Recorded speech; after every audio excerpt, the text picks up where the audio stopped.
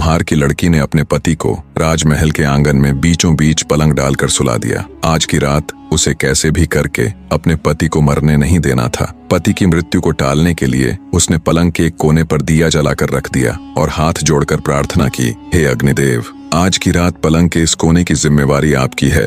अगर मेरी पतिव्रता सच्ची है तो मेरे पति की रक्षा करना। पलंग के दूसरे कोने पर एक लौटा जल भर कर रख दिया और बोली, हे जलदेव, अगर मेरी भक्ति सच्ची है तो आज की रात मेरे पति की रक्षा करना। शौर्यवती ने पलंग के तीसरे कोने के पास कुछ गेहूं के बीज रख दिए और बोली, हे अन्न देवता, इस कोने का भार मैं आपको सौंप रही हूँ। आज रात मेरे पति की रक्षा का दायित्व आपका है। और पलंग के चौथे कोने के पास वो खुद खड़ी हो गई।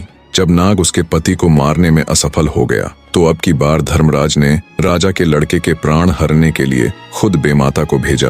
कहानी को बीच में रोककर आपको बताता चलूं कि बेमाता भी धर्मराज की एक खास इकाई है। जैसे यमराज और यम के दूत होते हैं, कहते हैं बेमाता का लिखा हुआ कोई भी नहीं टाल सकता। बेमाता जब राजा के लड़के के प्राण लेने आई तो उसे पलंग के पहले कोने पर अग्निदेव का पहरा मिला। बेमाता को देख अग्निदेव बोले, अगर तुम मेरे ऊपर से जाकर राजा के लड़के के प्राण हरोगी तो मेरा तो कोई आदर मान ही नहीं रहेगा। मैं ही हूँ जो जीने से लेकर मृत्यु तक हर व्यक्ति को पवित्र करता हूँ। अगर तुम मेरा निरादर करके उसके प्राण लोगी तो मेरा तो अस्तित्व ही खत्म हो जाएगा। फिर बेमाता पलंग के दूसरे कोने के पास जाती है तो वहाँ उसे जल देवता मिलते हैं। वो भी वही बात कहते हैं, अगर तुम मेरा निरादर करके राजा के लड़के के प्राण हरोगी तो कौन मुझे देवता मानेगा, मेरा तो अस्तित्व ही मिट जाएगा।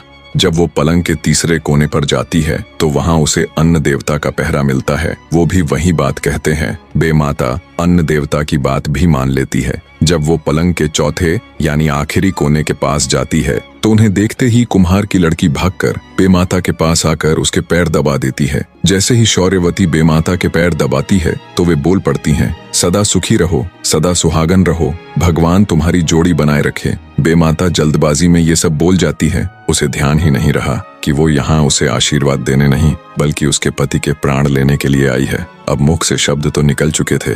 बेमाता कुम्हार की लड़की से बोली, तुमने तो बड़ा गजब कर दिया। मैं यहाँ तुम्हारे पति के प्राण लेने के लिए आई थी। इसकी तो सिर्फ आज की ही आयु है। आज इसे धर्मराज के घर पेश होना है, पर तुमने तो छल से मेरे ही कान काट लिए। जल्दी से मैं मेरे पैर दबाकर मुझसे ही सदा सुहागन का आशीर्वाद ले लिया। तब शौर्यवती बोली, तो और मैं क्या करती माता, अपने पति को अपने से पहले कैसे मरने देती। अब देख लो माता, या तो आप अपने वचनों से हारी हो जाओ, अन्यथा इन्हें जीवित छोड़ दो। शौर्यवती की बात सुन बेमाता सोच में पड़ जाती है। फिर कुछ सोचकर कहती है,